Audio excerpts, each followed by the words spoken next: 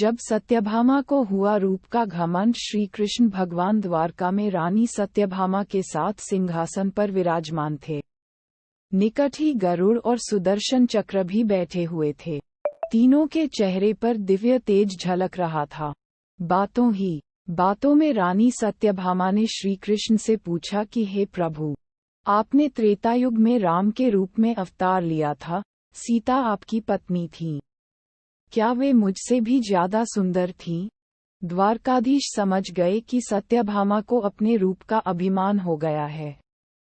तभी गरुड़ ने कहा कि भगवान, क्या दुनिया में मुझसे भी ज्यादा तेज गति से कोई उड़ सकता है?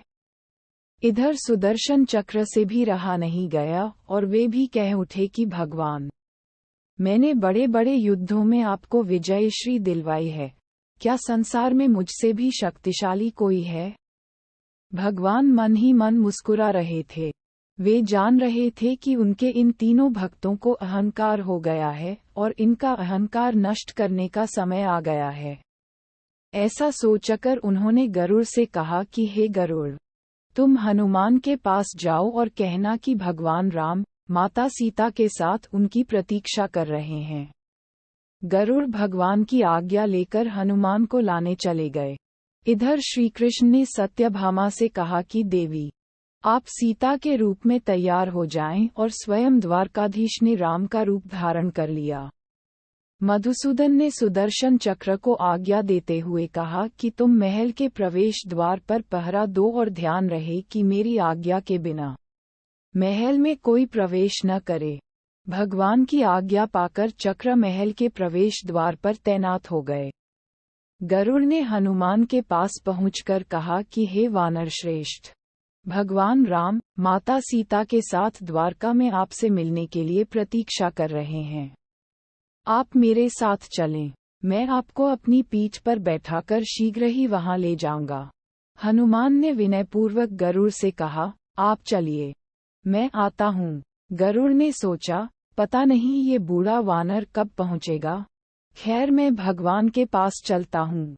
ये सोचकर गरुड़ शीघ्रता से द्वारका की ओर उड़े। पर यह क्या, महल में पहुंचकर गरुड़ देखते हैं कि हनुमान तो उनसे पहले ही महल में प्रभु के सामने बैठे हैं। गरुड़ का सिर लज्जा से झुक गया। तभी श्रीराम ने हनुमान से कहा कि पवन पुत्र, तुम बिना आज्ञा के महल में कैसे प्रवेश कर गए? क्या तुम्हें किसी ने प्रवेश द्वार पर रोका नहीं? हनुमान ने हाथ जोड़ते हुए सिर झुकाकर अपने मुंह से सुदर्शन चक्र को निकालकर प्रभु के सामने रख दिया। हनुमान ने कहा कि प्रभु, आपसे मिलने से मुझे इस चक्र ने रोका था, इसलिए इसे मुंह में रख मैं आपसे मिलने आ गया। मुझे क्षमा करें। भगवान मन ही मन मुस्कुराने लगे। हनुमान ने हाथ जोड़ते हुए श्रीराम से प्रश्न किया, हे प्रभु, आज आपने माता सीता के स्थान पर किस दासी को इतना सम्मान दे दिया कि वह आपके साथ सिंहासन पर विराजमान है? अब रानी सत्यभामा का अहंकार भंग होने की बारी थी। उन्हें सुंदरता का अहंकार था, जो पल भर में चूर हो गया था। रानी सत्यभामा, सुदर्शन चक्र व गरुड़जी तीनों का गर्व चूर चूर हो गया था। वे भगवान की लीला समझ रहे थे। तीनों की आंखों से आंसू बहने लगे और वे भगवान के चरणों में झुक गए। अद्भुत लीला है प्रभु की। अपने भक्तों के अहंकार को अपने भक्त द्वारा ही दूर किया उन्होंने। सार, जीवन में कभी भी अहंकार नहीं करना चाहिए। जरूरी नहीं है कि आज जो आपके पास है वह कल भी होगा। अपने अंदर जरा सा भी अगर अहंकार आने लगे तो स्वयं ठाकुर जी हमसे दूर हो जाते हैं।